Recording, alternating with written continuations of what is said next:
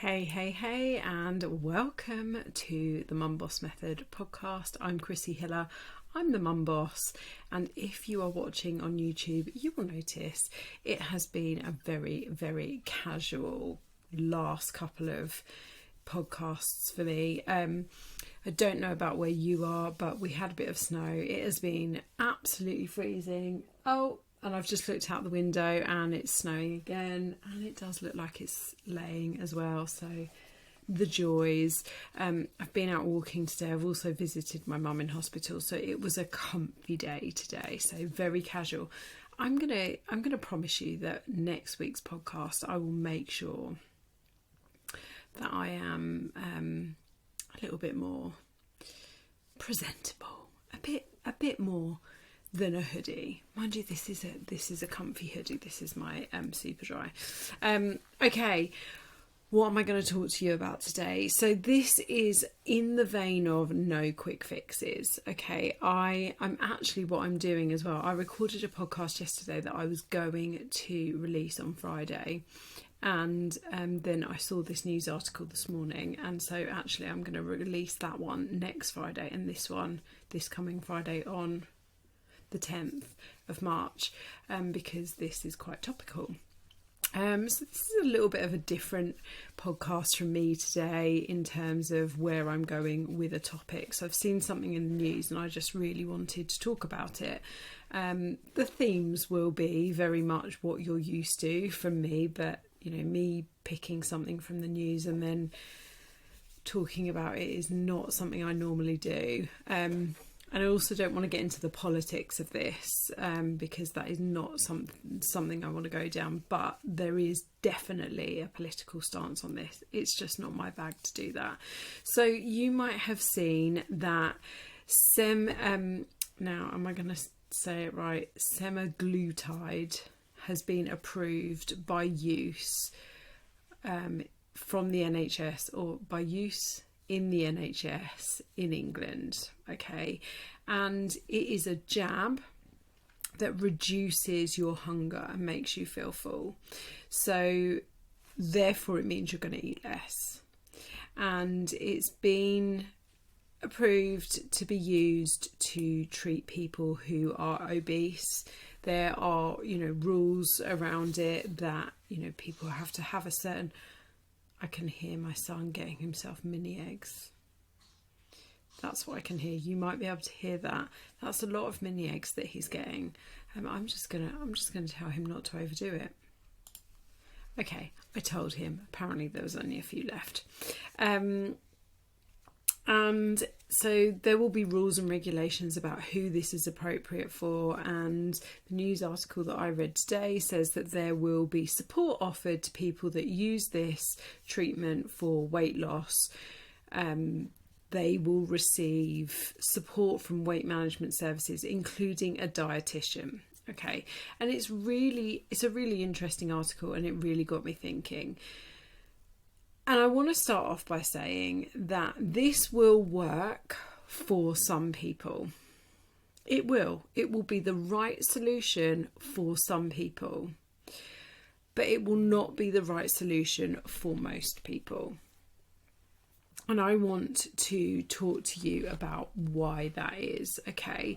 Now, most people are looking for a quick and magic fix. We know this because weight loss, fat loss, requires effort. It requires work. It requires consistency over time. It requires planning and action. And many people have tried and failed most of the commercial diets. I was one of them. All of the women that come and work with me have tried one or more of the commercial plans.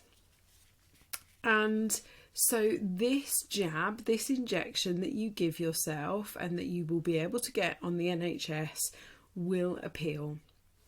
And it will appeal to a lot of people. Because you just have to take a jab, job done, apart from the side effects, but we'll talk about those later.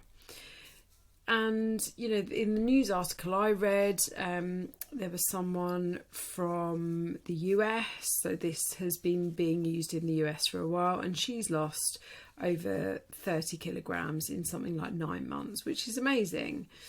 But what really concerns me about using this approach is that this jab won't help the overweight person to create the behaviours, habits and mindset to carry on living their life in a healthy, sustainable, weight maintaining way once they finish using the jabs.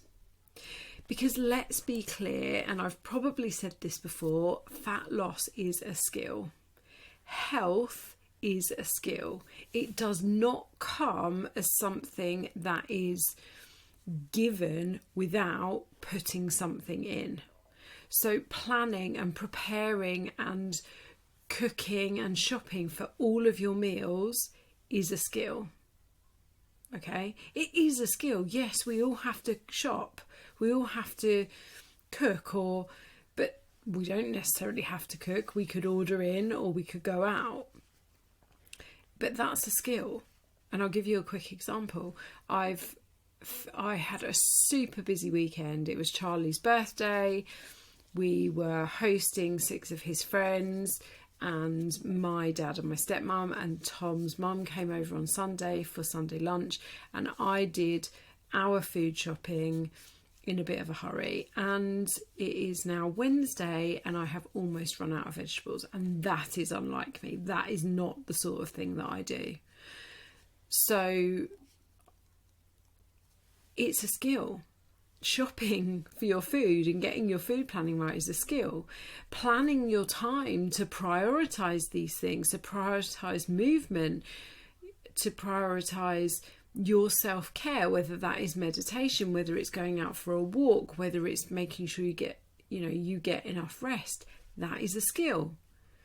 Getting enough sleep instead of binging Netflix is a skill. Controlling your portions or accurately tracking your food is a skill. Working out how to get your steps in, it's a skill. Okay, some people sit at a desk all day, they have a long commute, and finding that time to get in their steps is a tricky skill for them to learn. Managing your stress, and goodness knows a lot of people in the world are stressed. Learning to manage that stress is a skill. Learning moderation, learning to have just one instead of 5 is a skill, whether it's biscuits or wine or beer or whatever. All of these things are skills. And most of these skills are not taught by commercial diet methods and plans. These are not all things that are talked about by your Weight Watchers, by your Slimming World, by your Herbalife. They're not things that your Cambridge one-to-one consultant will drum into you. They are not things that they not just drum into you, but help you work out how to do it. You know, I have a client at the moment who is so used to living on takeaways and ready meals because life is just hectic for her, and she hasn't worked out how she will manage all of the time, like her time all of the time. So it's easier for her to just get takeaways and ready meals. The kids eat at school, so often it's just her and her husband. Sometimes it's just her. So what have we done? We've started, she made the choice to use Mindful Chef. So she uses Mindful Chef 4 times a week. And that has got her learning the skill of cooking, and enjoying it, and planning the time to cook. You know, she's not cooking things that take an hour long, but learning to put aside 20-25 minutes to cook rather than order a takeaway and wait for it to be delivered. Now, as I said, the report that I read said that the NHS are going to be offering support to those undergoing the treatment. from weight management services, including a dietitian. And I guess what I want to say about that, without becoming too political about it, is we all know how stretched the NHS is. Most people don't understand that by improving, the things that I've just talked about, the food that you're consuming, by eating a bit more protein and having some more fruit and vegetables, drinking water, getting your steps in, managing your stress, getting enough sleep, learning moderation and portion control, people don't understand that implementing just some of those consistently will improve their health, will help them to lose body fat. Because we've been told that we've been told so much conflicting information by diet culture that actually it just gets confusing. It gets diluted. And the problem is that if people just use this jab and then they don't implement any solid lifestyle advice, that they'll just go back to square one. That's what's going to happen. And I'm really concerned about that. Now, I agree that something needs to be done, because obesity and the connected illnesses cost the NHS over £6.1 billion a year. That is a huge, huge amount of money. And that's not, people are obese and so trying to stop them being obese costs £6.1 billion a year. Let's take type 2 diabetes. Obesity is heavily connected to type 2 diabetes. So if someone is obese, they're more likely to develop type 2 diabetes, and then that costs the NHS money. But I seriously disagree with just throwing a drug at the problem without getting and tackling and dealing with the root cause. This will never solve the problem. Never. It's like giving people antidepressants or anti-anxiety medicine and then not offering them counselling to get to the root cause of that mental health issue. Now, obesity is a really complicated problem and illness, and there are many, many reasons that people become obese, from emotional and mental health issues, trauma, social, environmental and economic issues, okay? And again, I don't want to politicise this, and I'm not going to go through all of them. The fact of the matter is, people are not obese just because they are greedy. There are underlying issues that lead them to eat more and move less.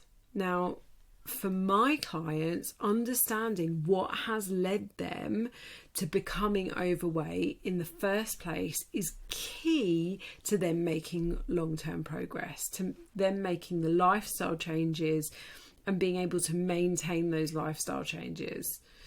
And that's what we do. We work on those things, ensuring that they can maintain a healthy lifestyle and a healthy weight long term.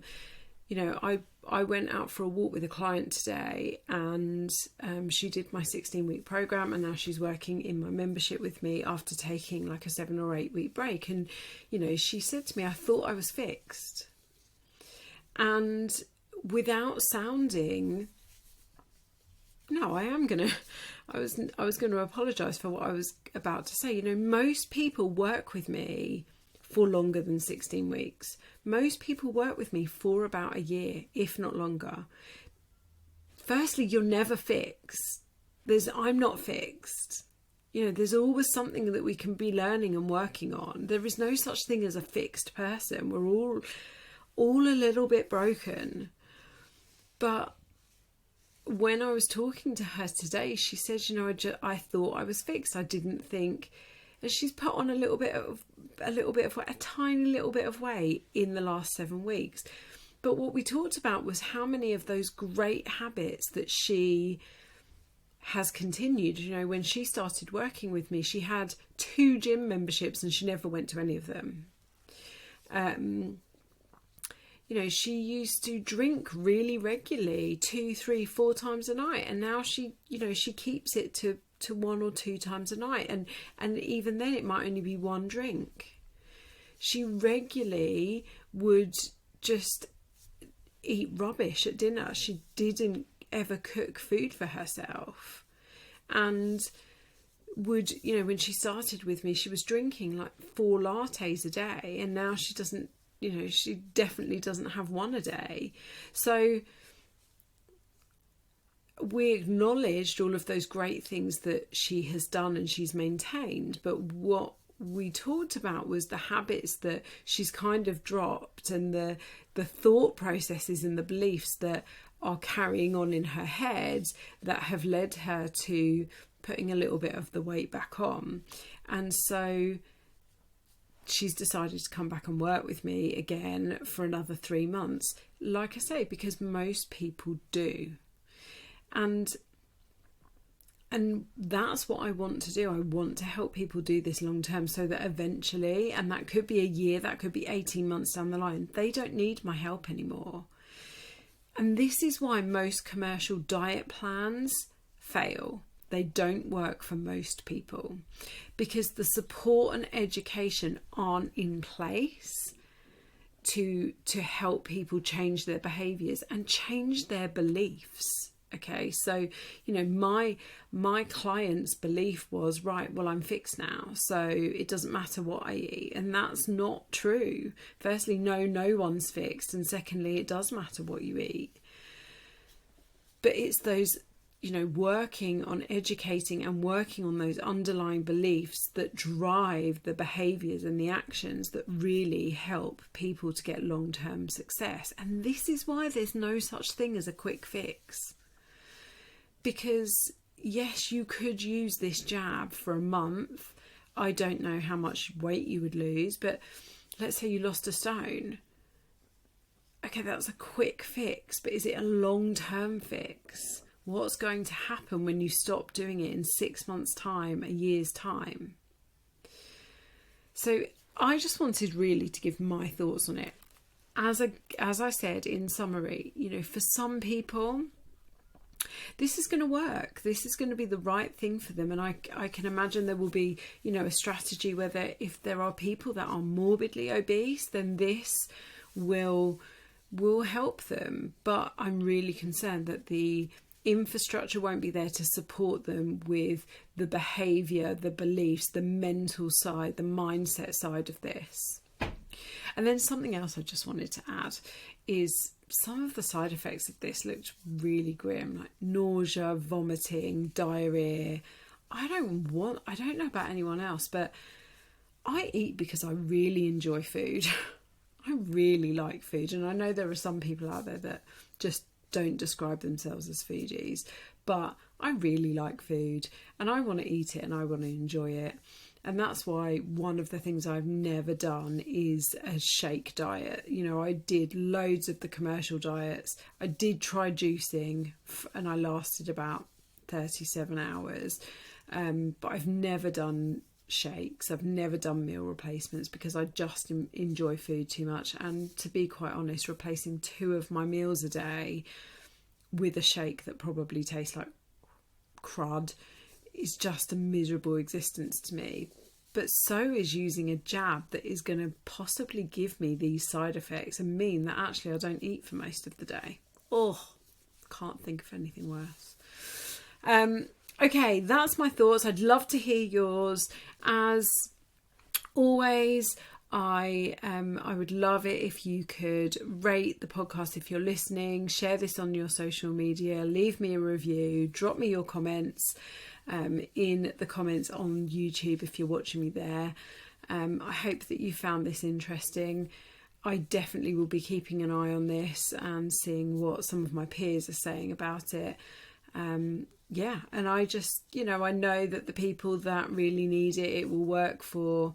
I guess if you hear this news story and you think, oh great, that's going to work for me, proceed with caution. Pinch of salt is what I would advise you.